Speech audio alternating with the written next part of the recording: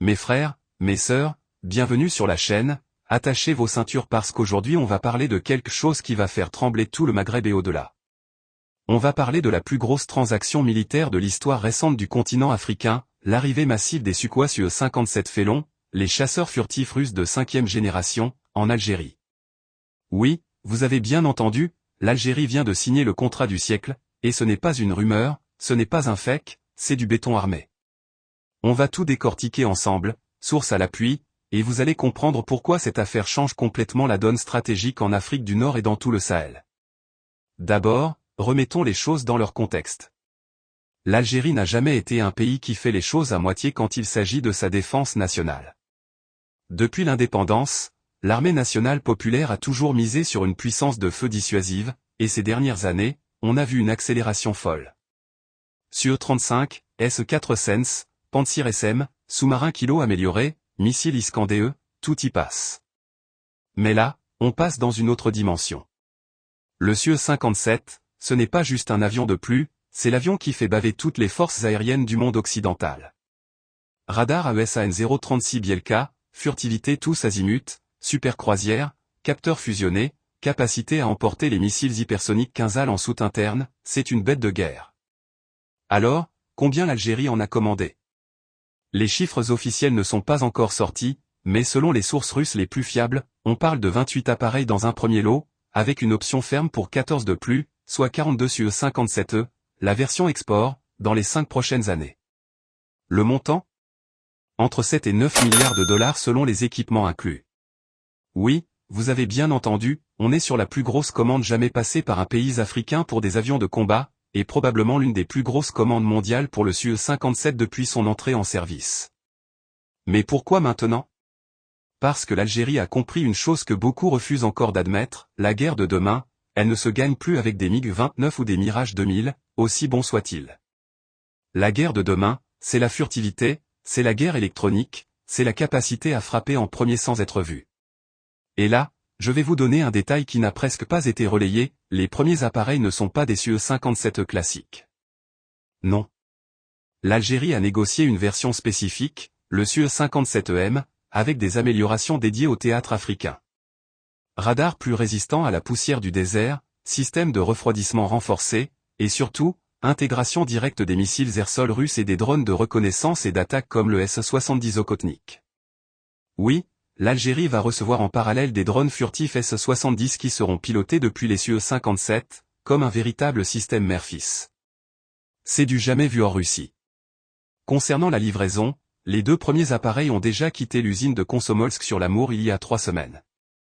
Ils sont actuellement en transit, escortés par des Ilyushin Il-76, direction la base aérienne de Boufarik, puis ils seront transférés à Tindouf et à Ouargla, les 2 bases stratégiques qui vont accueillir les nouveaux régiments de chasse de 5e génération.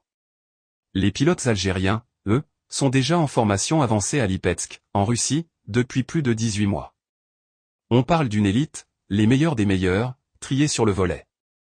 Et là, je vous vois venir dans les commentaires, mais les sanctions, les CATSA, les Américains vont bloquer. Écoutez-moi bien. L'Algérie a tout prévu. Le paiement se fait en roubles et en dinars, hors circuit SWIFT. Les pièces détachées passent par des routes alternatives via la Caspienne et l'Iran. Et surtout, l'Algérie a obtenu de la Russie une clause de protection totale, toute tentative de sabotage ou de pression sera considérée comme une agression directe contre les intérêts russes. Moscou a été clair, qui touche à ce contrat touche à la Russie elle-même. Maintenant, parlons de ce que ça change sur le terrain. Avec 42 Su-57, l'Algérie aura la plus grande flotte de chasseurs de 5e génération hors États-Unis, Russie et Chine. C'est du jamais vu. Le rayon d'action de ces appareils, avec réservoir conforme, dépasse les 5500 km. Ça veut dire que depuis Tindouf, un Su-57 peut patrouiller au-dessus de tout le Sahel, du Mali au Niger, jusqu'au lac Tchad, sans ravitaillement. Et avec les missiles R-37M à 400 km de portée, aucun avion ennemi ne pourra même approcher les frontières algériennes. Et ce n'est que le début. Parce que derrière les Su-57, il y a tout un écosystème. Station radar Voronezh DM en construction à Tamanrasset, satellite de reconnaissance militaire, liaison directe avec le GLONASS russe. L'Algérie est en train de construire la défense aérienne la plus dense et la plus moderne du continent africain. Et quand tu ajoutes à ça les S5 Sens qui arrivent en 2026, tu comprends que plus personne ne pourra survoler l'Algérie sans autorisation. Je vais vous dire une chose, et je pèse mes mots, cette transaction, c'est la fin d'une ère. L'ère où certains pensaient pouvoir imposer leur volonté par la suprématie aérienne. Aujourd'hui, l'Algérie envoie un message clair au monde entier, nous sommes une puissance souveraine, nous avons les moyens de notre indépendance, et quiconque voudra tester notre détermination le fera à ses risques et périls. Alors oui, certains vont crier au gaspillage d'argent, aux hôpitaux, aux écoles. Mais regardez autour de vous. Regardez ce qui se passe quand un pays baisse la garde. Regardez la Libye. Regardez le Mali. L'Algérie a choisi une autre voie, celle de la paix par la force. Et tant qu'il y aura des puissances qui ne respectent que le rapport de force, l'Algérie répondra par la force. D'ailleurs, si vous voulez qu'on continue à décortiquer ce genre d'informations ultra chaudes, en avant-première et sans filtre, abonnez-vous tout de suite à la chaîne et activez la cloche, parce que dans les prochains jours je vous sors une vidéo exclusive sur les vrais dessous de ce contrat, avec des documents que personne d'autre n'a. Abonnez-vous maintenant, ça prend 2 secondes, et vous ne raterez rien. Et ce n'est pas tout. On m'a fait fuiter des photos des 2 premiers Su-57 en peinture algérienne, camouflage désert 3 tons, avec les cocardes vert blanc rouge et le numéro de série en arabe. Ces photos, je les garde pour la prochaine vidéo, mais uniquement pour ceux qui sont abonnés. Donc si vous voulez être les premiers à voir ça, vous savez ce qu'il vous reste à faire, abonnez-vous et activez la cloche.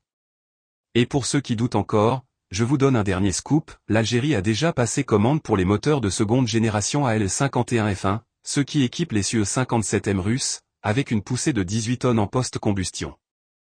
Ça veut dire que les appareils algériens seront quasiment au niveau des appareils russes les plus récents. Et ça, mes amis, c'est historique.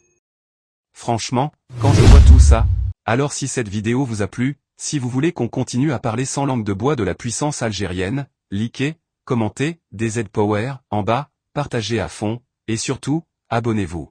À la fin de l'année, et on ne pourra y arriver qu'avec vous. Et pour finir, un dernier appel, si vous voulez qu'on fasse une live exceptionnelle quand les premiers Su-57 atterriront en Algérie, avec des images en direct et des analyses en temps réel, abonnez-vous et mettez la cloche, parce que ça va être historique. Je vous le promets.